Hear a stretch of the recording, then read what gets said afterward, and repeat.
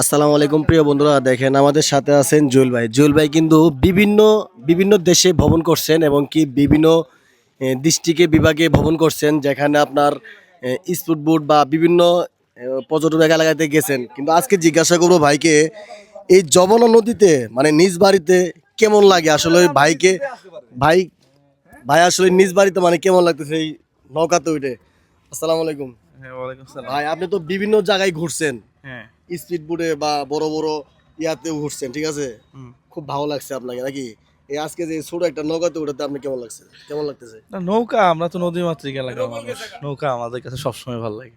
তা তো ভালো আমার লাগে, ঠিক নৌকা আছে। নৌকা আমাদের জীবন জীবিকার সাথে সম্পৃক্ত। হ্যাঁ, এই জন্য নৌকা সবসময় এনজয় করি। এটা আমার ফ্রেন্ডের নৌকা, মানে আমরাই নিজেরাই সবসময় ইউজ করি এই নৌকা। এটা কোনো খ্যাপ ট্যাপ মারে না, সবসময় আমরা ইউজ করি, ভালো লাগে। সে নিয়ে মনে করেন যে আপনি বড় বড় সমুদ্র যান, খুব ভালো লাগে। সেই ক্ষেত্রে আমাদের জামালপুরের যমুনা নদী নিয়ে যদি কিছু বলতেন। যমুনা নদী মাছ আছে, পিওর মাছ। ইয়ার মাছ দাম বেশি একটু। দাম বেশি। খুব দাম এগুলা।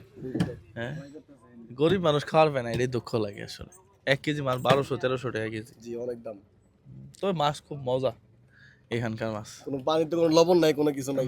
না, পানি তো লবণ নাই তো, মাছটার কোনো গন্ধ নাই। মিঠা পানির মাছ, খুব সুন্দর। Thank you.